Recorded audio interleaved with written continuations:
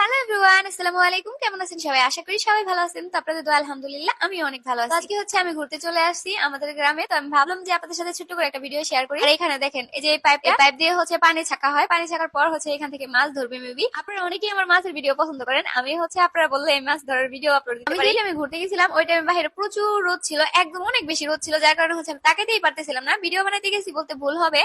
আমি হচ্ছে গেছিলাম, এমনিতে আমাদের বাসায় কারেন্ট ছিল না, কারেন্ট না থাকার কারণে হচ্ছে আমাদের এখানে একটা কাঠ বাগান আছে, ওইখানে অনেক বেশি বাতাস হচ্ছে, ওইখানে ঘুরতে গেছিলাম। তো আমি ভাবলাম যে আপনাদের সাথে ছোট্ট করে একটা ভিডিও শেয়ার করি। আর এখানে হচ্ছে আমি বলতেছিলাম যে আগে কাঠ বাগানের যেগুলা কুড়ায় কুড়ায় তারপর হচ্ছে ঝাড়ু বানাই, ছোটবেলা ঝাড়ু বানিয়ে হচ্ছে ওইগুলাতে ঝাড়ু দিতাম। আচ্ছা, আপনারা কারা কারা এরকম করছেন কমেন্ট বক্সে। আর হ্যাঁ, আমার কিন্তু কথা বলতে অনেক বেশি কষ্ট হইতেছে, কারণ আমার অনেক বেশি ঠান্ডা লাগছে, গলা ব্যথা। তারপরেও হচ্ছে আমি ভিডিওতে ভয়েস দিতেছি। আমি হচ্ছে এটা বললাম কারণ আপনাদের আমার ভয়েসটা মানে বুঝতে প্রবলেম হতে পারে। আপনারা ভাবতে পারেন যে আরে পিঙ্কি আপুর ভয়েস এরকম না, এরকম লাগতেছে কে। তো তার জন্যই হচ্ছে আমি বলে দিলাম আমার প্রচুর ঠান্ডা লাগছে। আমি হচ্ছে লাইভে গিয়েও বলছি আমার অনেক বেশি ঠান্ডা লাগছে। আমি জানেন সামান্য মাত্র একটু ঠান্ডা পানি খাইছি, তাতেই আমার ঠান্ডা লেগে গেছে, মানে গলা ব্যথা। তো যাই হোক, আমি আপনাদেরকে বলবো আপনারা কেউ ঠান্ডা পানি খায়েন না। এখন হচ্ছে অনেক বেশি গরম পড়ছে, তার কারণে হচ্ছে সবাই মেবি ফ্রিজে পানি খায়। বাট ফ্রিজের পানি খাওয়ার পর ফলে হচ্ছে অনেক বেশি ঠান্ডা লাগে। যেমন আমার ঠান্ডা লাগছে, আমার আপুর ঠান্ডা লাগছে, আমার আম্মুর ঠান্ডা লাগছে। এখন অনেক গরম পড়ছে, বাইরে থেকে আসলে ফ্রিজে ঠান্ডা পানি খাইতে মন চায়। ঠান্ডা পানি খাওয়ার পরেই হচ্ছে এত বেশি ঠান্ডা লেগে যায়, কি আর বলবো। আমি হচ্ছে এইবার গরমে একটু ঠান্ডা পানি খাই নাই, জাস্ট পরশুদিন একটু খাইছিলাম। পরশুদিন একটু ঠান্ডা পানি খাওয়ার কারণেই হচ্ছে আমার এত এত বেশি ঠান্ডা লেগে গেছে। আমি ওষুধও খাইতেছি 2 দিন ধরে, তারপর একটা মানুষ হচ্ছে ঠান্ডা কমতেছে। তো যাই হোক, আপনারা ঠিক ফ্রিজের পানি খায়েন না, এটাই বলতে চাই। আমি হচ্ছে এখানে কাঠবাগানে ভিডিও বানাইতেছিলাম। এই কাঠবাগানটা আমার অনেক বেশি পছন্দ,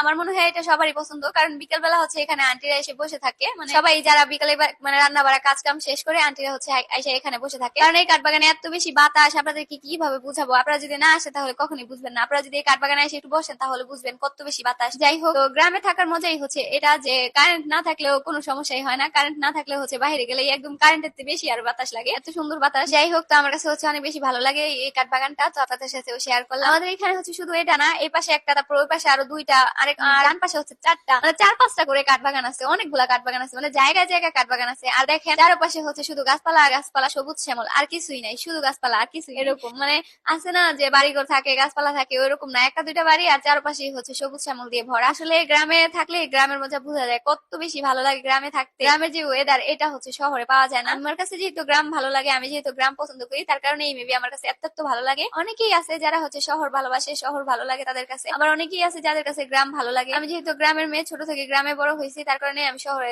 মানে শহর বেশি একটা আমার কাছে ভালো লাগে না। আমার একটা আন্টির হচ্ছে শহরে বিয়ে হয়েছে, তো ওই আন্টির বাসায় গিয়ে হচ্ছে আমি আজ পর্যন্ত একদিনও থাকি নাই। মানে এমনিতেই যাই 1-2 ঘন্টার জন্য যাই, যাওয়ার পরে হচ্ছে আমার কেমন জানি লাগে, মানে বড় বড় বিল্ডিং বিল্ডিং থাকে ওইগুলাই জাস্ট। আর গ্রামে হচ্ছে এই যে বাতাস থাকে, তারপর হচ্ছে গাছপালা থাকে, আমার কাছে না এইগুলাই ভালো লাগে। আসলে আমি ছোট থেকে এইগুলোতে অভ্যস্ত, এখানে থাকতে থাকতে এরকম জায়গায় এরকম পরিবেশই ভালো লাগে, ওইরকম জায়গায় ফ্ল্যাটে ভালো লাগে না। আপনারা তো অনেকেই জানেন যে কিছুদিন আগে হচ্ছে আমরা চলে গেছিলাম ফ্ল্যাটে, মানে ভাড়া নিছিলাম। তো এখানে যাওয়ার পরে হচ্ছে আমার মনে হতো যে একদমই ভালো লাগতো না, তো যার কারণে হচ্ছে আমরা আবারও চলে আসছি আমাদের আগের বাসায়। যাই হোক, আমি হচ্ছে ওটারও ভিডিও আপলোড দিছিলাম যে আমি হচ্ছে যখন এই বাসা থেকে গেছি তখন হচ্ছে ওই বাসায় ভিডিও বানাইতাম। তো এই বাসায় যেদিন আসছি ওই দিন হচ্ছে আমি ভিডিও বানাই আপনাদের সাথে শেয়ার করছি যে দেখেন আমি বাসায় চলে আসছি। তো অনেকেই আমাকে বলছে যে এই 2 দিনের জন্য জিনিস টানাটানি করে চলে গেছো, আবার চলে আসলা, কারণ কি? আমি এখন কিভাবে বুঝাই যে আমার ওই ফ্ল্যাটে একদমই ভালো লাগে না, আমার কাছে এরকম খোলামেলাই ভালো লাগে। তো তার জন্যই হচ্ছে আমরা চলে আসছি, চলে আসার ভিডিও আমি আপলোড মানে, তো তার জন্যই হচ্ছে আমরা চলে আসছি, আর চলে আসার ভিডিও হচ্ছে আমি আপলোড দিছি। যাই হোক, তো আমি জানি না আপনারা কারা কারা ভিডিওটা দেখছেন আর কারা কারা দেখেন নাই। তো আমি মূলত এই কারণেই চলে আসছি যে আমার ওই বাসায় ভালো লাগে না। এই বাসায় আসার পরে হচ্ছে আমি এই বাসার